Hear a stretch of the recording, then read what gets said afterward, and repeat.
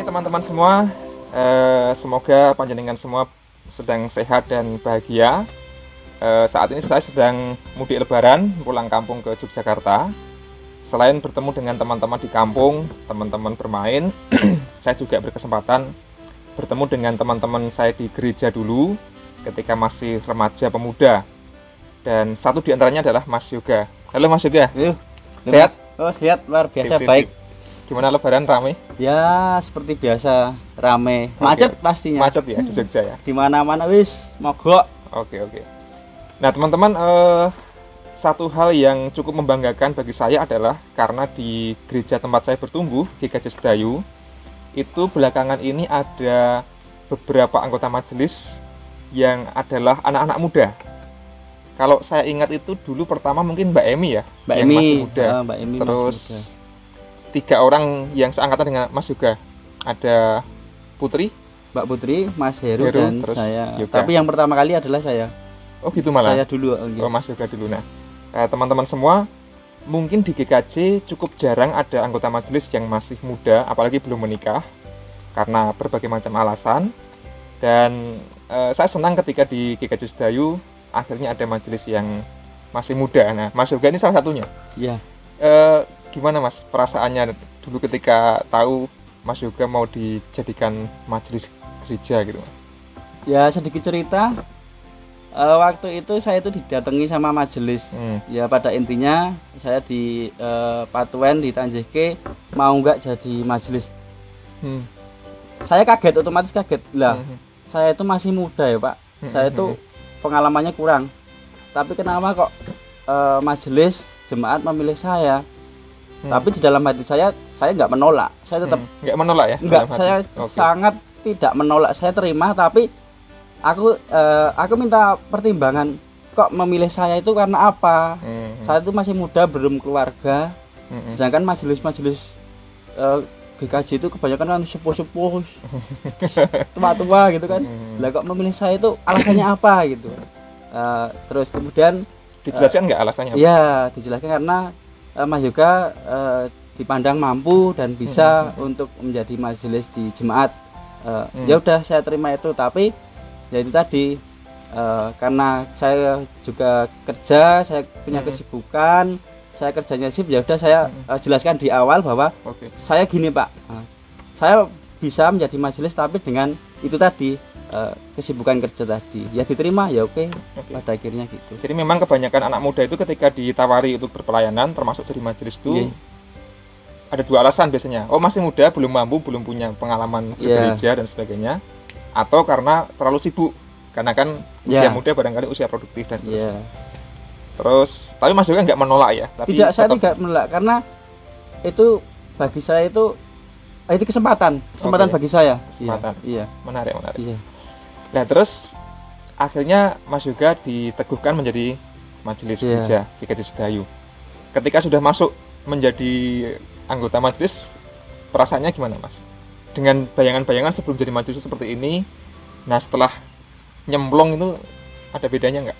Ya, kalau beda itu ya, tapi nggak drastis gitu loh. Ya sama, karena ya, saya juga dulu aktif di pelayanan pemuda. Terus kemudian sekarang masuk jadi majelis ya biasa gitu ya. Cuma memang sekarang kan levelnya kan ya dibilang apa ya, agak resmi, agak tinggi, karena saya juga berrelasi dengan majelis-majelis yang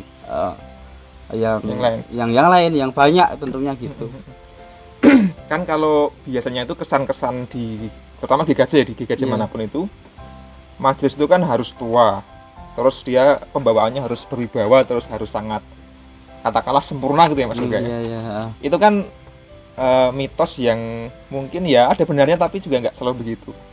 Karena zaman juga terus berubah dan sekarang ada banyak kemajelisan yang tidak lagi sekaku dan sekolot dan sekonservatif dulu gitu ya. Betul. Nah Mas Yoga merasakan ada perubahan itu, termasuk di Sedayu misalnya gitu. Iya.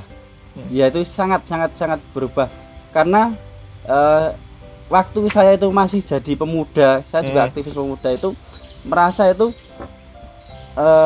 hubungan antara majelis dan terkhusus untuk komisi pemuda itu kayak ada berjarak agak jauh karena majelisnya tua, sepuh, sedangkan mudah-mudahan jauh tuh jaraknya. Sedangkan majelis pendampingnya juga sepuh. Lah itu gimana? Mau membangun kadang nggak nyambung. Iya, karena nggak bisa chemistry, nggak bisa klop. Nah, sekarang ada saya yang masuk di ke majelisan. Terus pendamping pemuda berarti? Iya, saya menjadi majelis pendamping pemuda. Oke. Jadi bisa klop karena saya juga masih muda, tahu kondisi anak muda gimana, dan saya mendampingi mereka gitu. Jadi lebih klop lagi.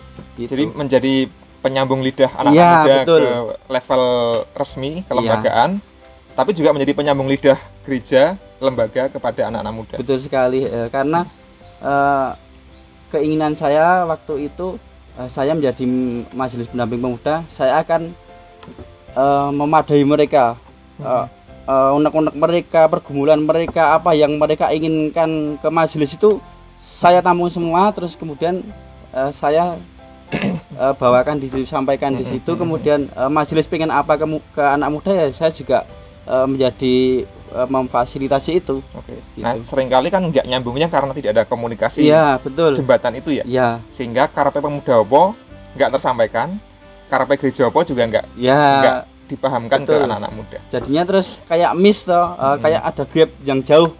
Nah, saya menjembatani itu gitu. Kalau mewakili suara anak-anak muda Mas Yoga, di GKJ itu kan dulu ya, mungkin sampai sekarang saya nggak tahu, terkesan sebagai gerejanya wong tua, entah ibadahnya lah, cara nyanyinya lah, kemudian berorganisasinya lah dan sebagainya. Sedangkan anak-anak muda kan juga bagian dari gereja yang tidak kalah penting dibanding generasi yang lain ya. Ada ya sepuh penting, dewasa penting, muda penting, anak-anak juga penting. Kalau Mas Yoga melihat pengalaman anak-anak muda di sini dalam konteks gereja itu janjane apa ya? Keinginannya apa Mas? Anak-anak muda di gereja itu janjane. Anak muda itu apa ya? Sekarang itu kebutuhannya apa? Ya. Gereja itu tidak hanya sekedar tempat ibadah, hanya sekedar hari Minggu. Iya, minggu ibadah, dengarkan khotbah, kemudian pulang, atau hanya sekedar PA, terus dengarkan firman, rapat pulang. Tapi enggak sebatas itu. Mereka itu inginkan ya ini menjadi wadah bagi mereka untuk apa ya? Cerita, untuk sharing. Kadang sampai mereka punya pergumulan pribadi pun pengen diwadahi di situ. Dan nggak cukup diwadahi dengan PA karena itu nggak cukup karena sharing itu jadi penting. Karena PA itu terbatas. Kalau untuk sesi sharing terlebih untuk masalah pribadi ya itu nggak bisa disampaikan di PA, itu nggak bisa. Dan Mbak Muda butuh wadah itu. Iya. Karena gereja juga jangan punya tanggung jawab moral atau spiritual memelihara iman yang termasuk sharing-sharing anak muda gitu ya. Iya. Sehingga nggak hanya gereja yang bicara, tapi gereja perlu mendengar. Iya, perlu mendengarkan anak muda. Karena mereka itu juga punya apa ya? Keinginan kreativitasnya itu luar biasa, sedangkan gereja belum bisa. Sampai saat ini kadang belum bisa untuk menerima atau memadai itu. Saking kreatifnya. Iya, saking kreatifnya. Sedangkan ya di sisi lain masjidnya sudah sepuh-sepuh. Wah, nggak bisa, saya nggak bisa. Anak muda pengen lari bus, sing tua ya wes alon-alon maton ngelakon lah gitu. Maka perlu jembatan itu. Iya, betul. Nah, berarti ini 2 poin terakhir Mas Yoga. Mungkin punya apa ya, masukan kepada gereja secara umum ya, terutama GKJ lah dimanapun itu, bagaimana supaya bisa lebih menyentuh anak-anak mudanya, model pelayanan seperti apa yang perlu dibangun sehingga gereja tidak terlalu asing di mata anak-anak muda itu. Gereja perlu berbuat apa? Ya gimana ya? Yang perlu dibenahi adalah mungkin di kemajelisannya dulu. Sekarang kalau majelisnya udah sepuh-sepuh itu, mereka itu nggak sampai berpikir untuk menjangkau anak muda karena udah beda pikiran gitu loh. Nah itu yang pertama adalah majelis, ayo regenerasi majelis muda, edukasi kepada yang muda-muda gimana mau menjadi majelis, karena majelis itu asik, majelis itu tempat kita untuk mencurahkan semua keinginan gagasan kita kepada gereja, kepada jemaat. Nah itu yang pertama. Terus kemudian yang kedua itu cari ide-ide yang kreatif tentang ibadah, nggak cuma ibadah yang reguler hanya seperti itu. Terus kemudian cari-cari ide yang lain, konsep-konsep yang menarik buat anak muda gitu. Misalkan apa ya, ibadah kayak kemarin Sedayu itu mengadakan ibadah alam. Ibadah alam. Iya, itu baru pertama kali di Sedayu. Boleh cerita sedikit Mas? Ibadah alam gitu ya? Ya, itu karena itu pas dengan HUT GKJ Sedayu. Oke. Yang ke-32. Itu dalam rangka agenda HUT GKJ Sedayu. Kemudian saya punya gagasan, kita ibadah alam, karena itu konsepnya sama dengan ibadah Padang nggak sih? Beda. Itu konsepnya segitiga cinta. Wah. Segitiga cinta itu kan Tuhan, sesama, dan alam. Oke. Kalau Tuhan jelas kita ibadah tiap minggu. Ada PA itu pada Tuhan, mau siapa lagi kalau tidak pada Tuhan. Kemudian kepada sesama kita melayani sesama udah biasa gitu kan. Kemudian yang alam ini kadang nggak disentuh. Ini nggak disentuh. Nah, terus kemudian kita akan mengadakan ibadah alam dengan seperti apa ibadah alam itu, mencintai alam. Dengan apa? Menanam pohon. Kemarin itu di bantaran sungai kita menanam pohon. Terus kemudian yang kedua adalah menebar benih ikan. Itu kan tawes kemarin di Progo gitu. Tapi ada ibadahnya juga di alam itu? Ada. Itu ibadah dulu. Di konsep ibadah dulu, setelah ibadah baru kita actionnya menanam pohon dan menebar benih ikan. Itu di dalam ibadah itu. Segitiga cinta, dan itu kecintaan pada alam yang justru muncul dari ide-ide anak-anak muda. Iya, itu anak muda itu. Kalau mungkin yang tua nggak sampai pikir, sampai kemarin juga itu ibadah apa? Kan mereka bertanya-tanya, itu belum pernah dilakukan loh gitu kan asing bagi mereka. Jadi tidak hanya pelayanan yang reguler dan monoton, tapi kreatif. Konsepnya juga variatif karena selera anak-anak muda kan juga mungkin cepat bosan kalau hanya monoton ya. Itu menarik. Kalau terakhir pesan untuk anak-anak muda, GKJ kan seringkali gereja iki apa GKJ iki orang menarik gereja liya sing ramai dan sebagainya. Supaya anak-anak muda GKJ juga tetap cinta pada gerejanya gitu Mas. Pengalaman Mas juga. Pengalaman saya ya, ketika anak muda itu merasa tidak tertarik dengan gereja, dia jangan terus lari, jangan lari ke gereja lain atau malah mencari mungkin ibadah di tempat lain. Oke lah, tapi satu hal ya, perbenahi itu gitu loh.